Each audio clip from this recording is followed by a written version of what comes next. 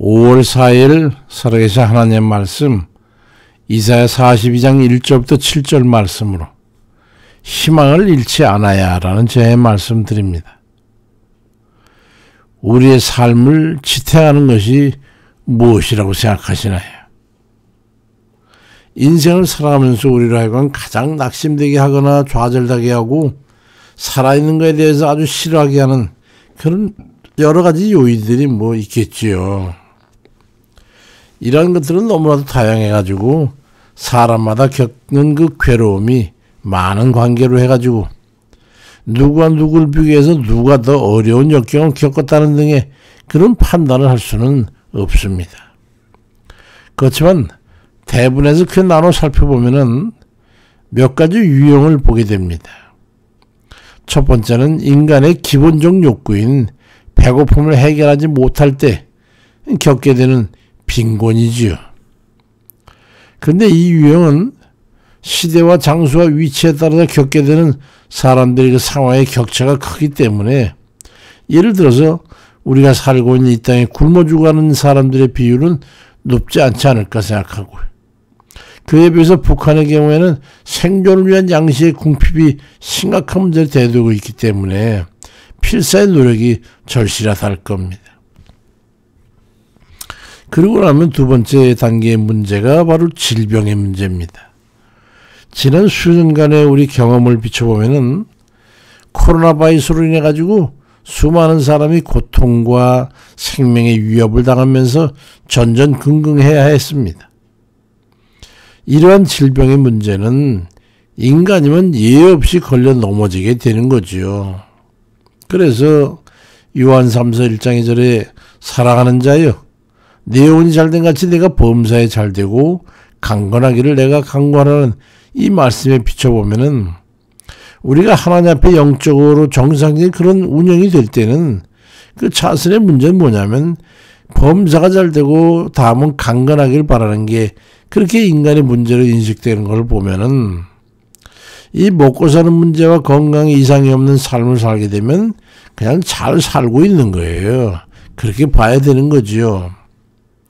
위의 말씀을 정리한다면 범사가 원만하게 운영이 되고 건강에 특별한 하자가 없는 삶을 살고 있다면 그 현재의 삶이 충분히 감사의 조건이 될 수 있다는 그런 말이기도 하는 것이죠. 반대로 범사가 잘 풀리질 않고 건강에 문제가 생겨가지고 어려움에 부닥치게 되면 고통을 겪게 되면 그 삶은 전혀 행복할 수가 없게 되는 거죠.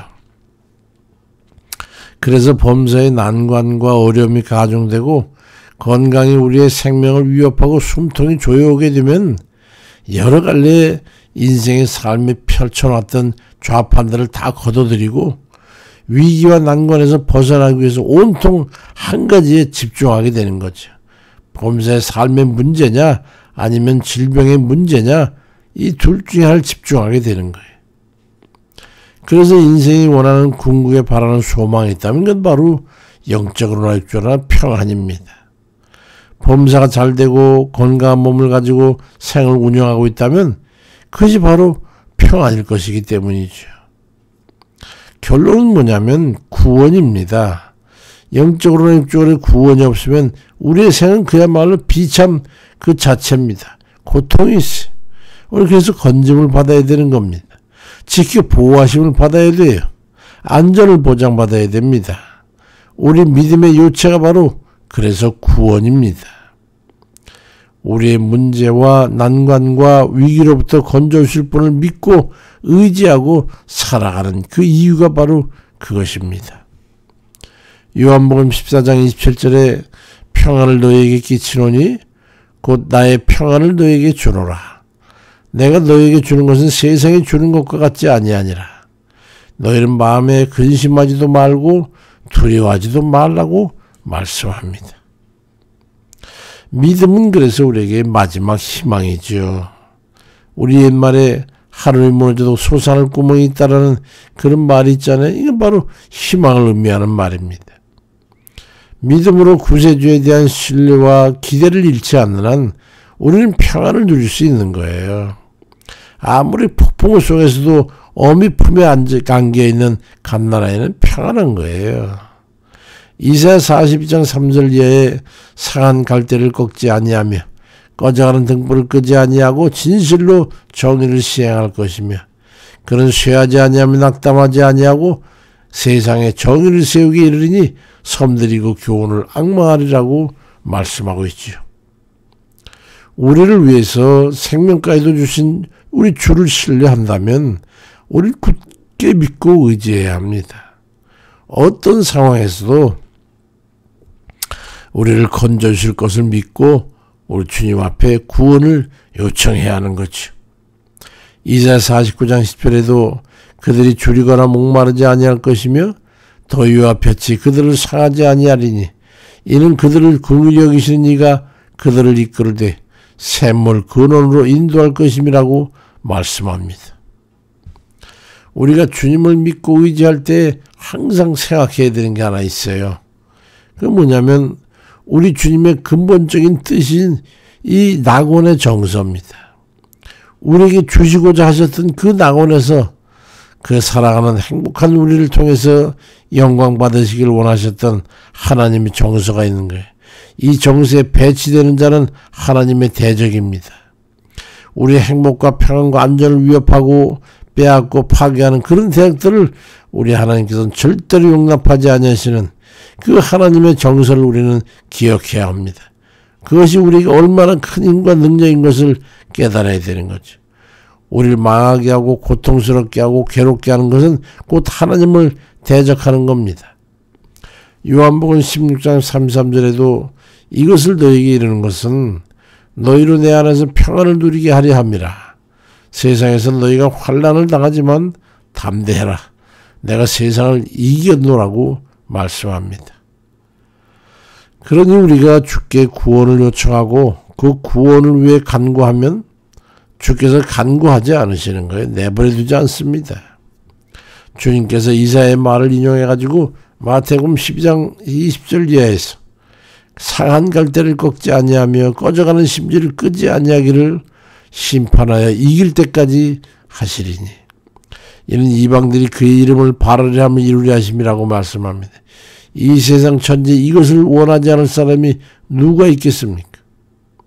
소멸해 가는 듯한 절망의 지경에 이르렀을지라도 포기하지 아니하고 낙심하지 아니하면 그리고 그 주께 간구하면 우리는 구원을 얻게 되는 것임을 믿으시기 바랍니다.